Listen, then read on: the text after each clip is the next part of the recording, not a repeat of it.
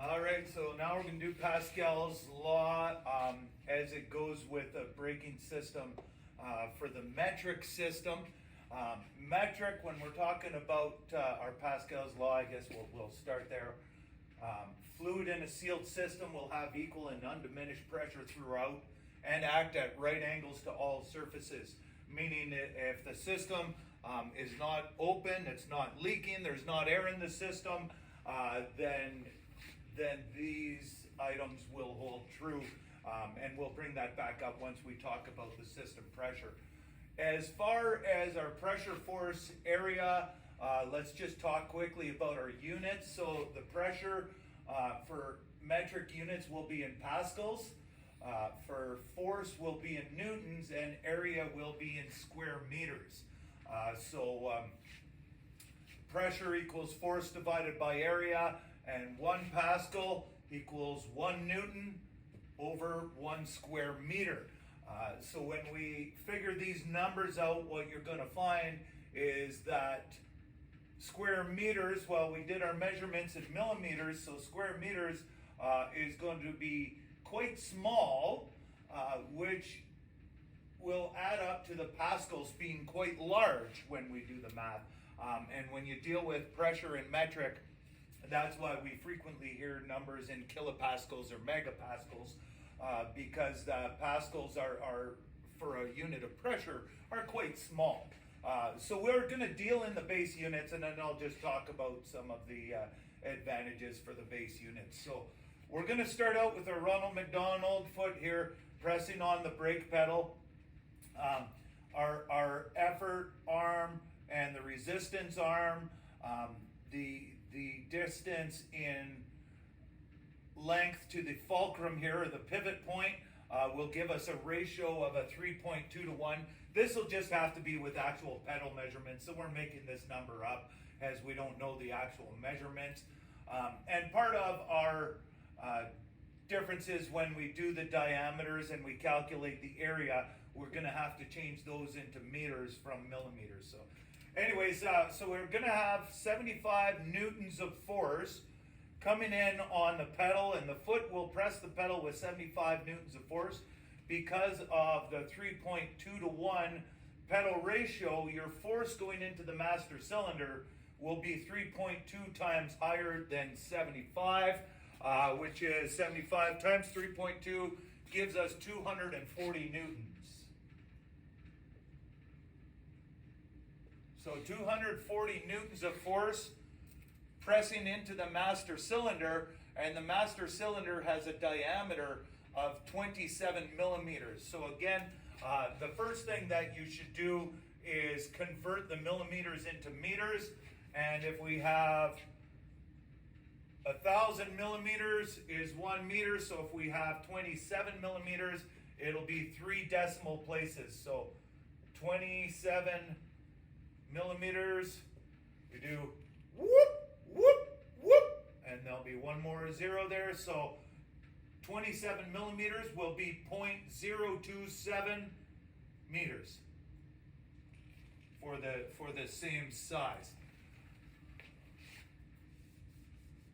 So we have a diameter of 0.027 meters, and to find our area of the master cylinder, area of a circle will be pi r squared. So we have pi 3.14 times.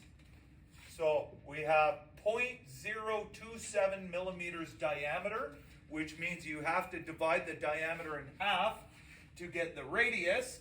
So we're going to divide that 27 by 2, and you end up with 0.135. So 0.0135 times 0.0135.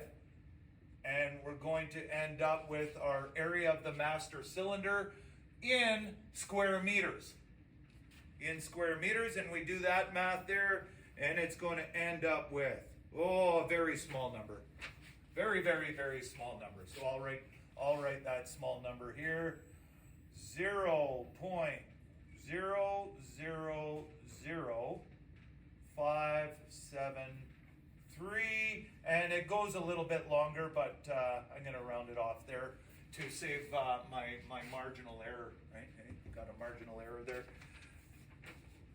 So that will be the area of the master cylinder in this location there. So we're going to write that one in there, 0.0000573 meters square. 573 meters squared. And again, like we talked about, because we're doing this in meters squared, it's going to be quite small. But when we translate to our pascals, the pascals then become quite large. And again, why we name everything, with higher pressure in kilopascals and megapascals. So now we know our area of the master cylinder. We know the force coming into the master cylinder of 240 newtons. So to find the system pressure, right? To find pressure, we'll do force divided by area. So we do 240 divided by that awful small number. And when we do that calculation of that awful small number, we end up with, I think the calculations here, pressure in the system, 240 divided by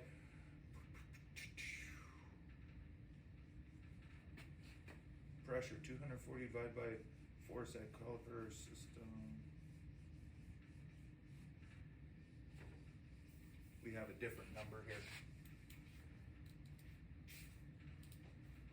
That's all right, I'll just do the math.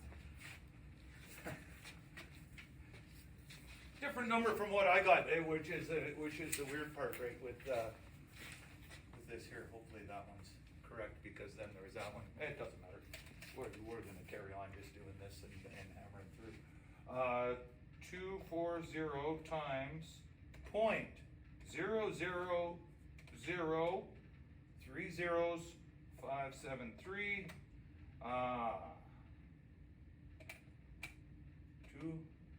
240, I said, times, it's force divided by area. That's why I got the wrong one. 240 divided by 0.0000573. There we are, 400, and I'm just going to put 419,000.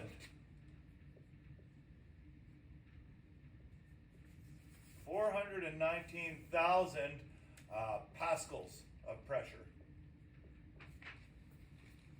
So we end up with 419,000, or what we could say is 419 kilopascals, or 0.419 megapascals. They're all the same number that you're looking at there, depending on how you want to read it. So I'm going to keep it as the long version here for our pascals, and that will be our system pressure. So no matter where you look in this system, because we're dealing with Pascal's law,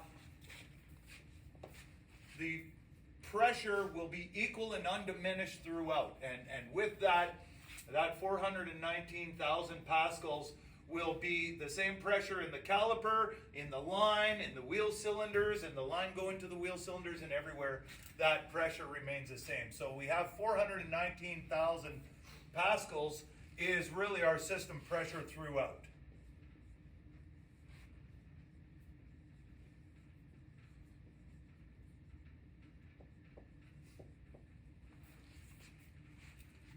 So now to find out the output force, either at the caliper or the wheel cylinder, we have to figure out the square area of each of these. And again, right back into the pi r squared.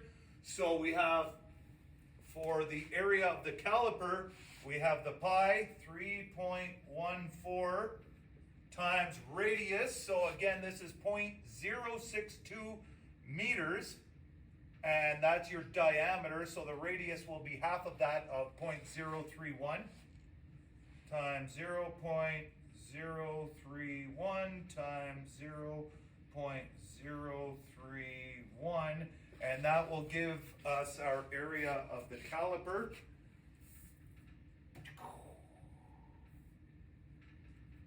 There we are, 0.003217. 0.003217 meters squared. Again, I had a marginal issue there. Just a little one, just a marginal issue. So that will be our surface area of the caliper. So I'll write that down inside the caliper. 0.003217. 3217 meters squared, and we'll do the same calculation for the right rear wheel cylinder. Again, 3.14 times 0.011 for half of the diameter times 0.011, and we'll get our area there, which will be 3 zeros and then 38013. 0.000. Oh, 38013. 38013 meters squared. And that's the area of the wheel cylinders. Now the wheel cylinders on each side and the calipers on each side are the same, so you only have to calculate one. Well, I guess you can calculate them both, but if you want to waste time, you waste time. Okay, once you know your surface area of the wheel cylinders, we know the pressure going into it. To find our output force, pressure times area. So in these cases, again, we're going to do this huge number of pascals times this very small number for area, resulting in a fairly average Newton calculation for the output force. And even just looking at the sizes of these, kind of a unique thing is the master cylinder is larger than the wheel cylinder. And with the master cylinder larger than the wheel cylinder, an interesting output force happens here as well. So let's figure this one out. Pressure times area. So 419,000 times, what did we determine? 0.003813. Oh, it just shows zero. My calculator hates me. Let's try this again. 419,000 times 0.00038013 equals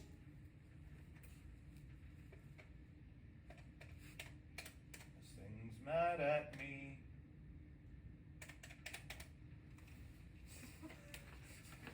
Yeah, there we are. Yeah, that'll be 159 newtons. There we go. The old magic calculator worked out better for me there.